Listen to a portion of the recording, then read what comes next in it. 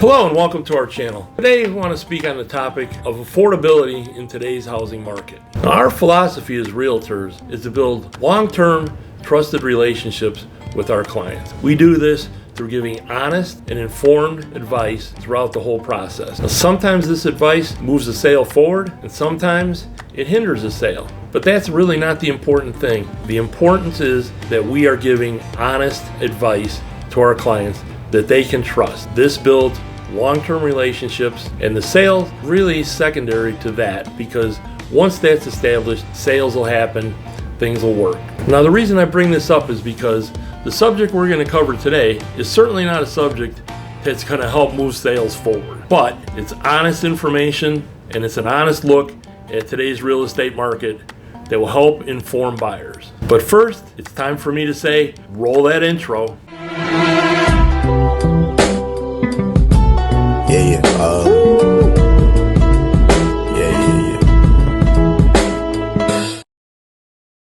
Okay, before we get started, please like this video, please subscribe to our channel if you haven't already, and leave a comment below about this video, or leave a comment regarding any other videos or any other subject you would like to see us cover in the future. So today I want to go over the subject of affordability in the current housing market. Now, there's a case that can be made, and there is data to support this, that even with today's record home prices, affordability from a home price standpoint is not too far off from historic norms. But I'm not really going to go into that, because that's not where we're headed. There's an old saying, perception is reality. And right now the perception is, for a lot of buyers, that a home may be unaffordable. Well, reality is also reality.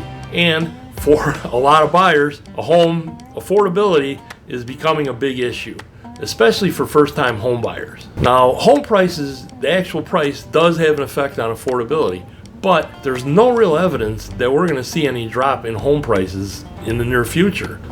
Data doesn't support it. Yeah, there could be a black swan event of some sort that really takes the economy down and takes everything else with it, but anything that can be predicted, looking at current data, looking at trends, there really is nothing that would support any kind of a major drop in home prices. Of course, the thing that really impacts affordability right now, and is something that can change in the future and will change, mortgage interest rates. So now, currently, national average for the 30-year fixed mortgage is 7.48%. So 2 years ago, the average for the 30-year fixed mortgage was 2.8%. Now, that was never sustainable. The Fed cannot keep their funds rate at 0% forever. So the likelihood of us ever seeing interest rates that low is almost impossible. I don't believe we will ever go down into the twos again. Probably not going to get back down into the low threes. So we're going to go through an example here and kind of just show you what I'm talking about. But this really affects first-time home buyers. I mean, it affects everybody who's purchasing a home and needs to get a mortgage. But if you already own a home and got some equity in it, you have equity that you can leverage to kind of work a better deal on your mortgage. There's a bunch of different things you can do.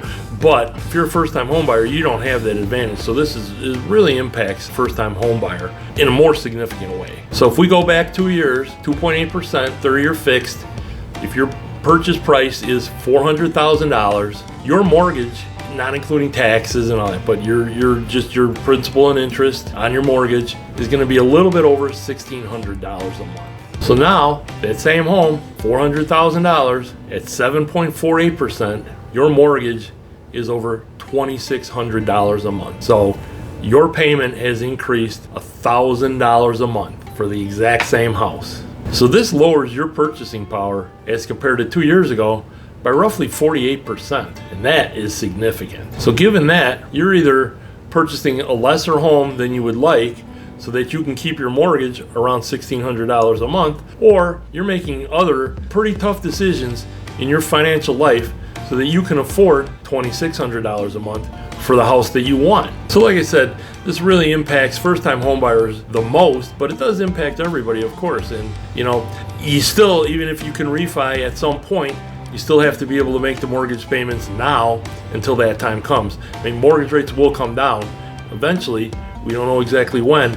They will, and you can take advantage of it at that point. But in the meantime, you still have to make those payments. And like I said, the Fed, they kind of didn't do anybody any real favors. I mean, yeah, if you got a refi at 2.8%, you know, that's a favor, but in the long term, they really screwed up the housing market in a lot of ways, because now you have a bunch of people sitting on those mortgages who are not going to move until the interest rates come way down.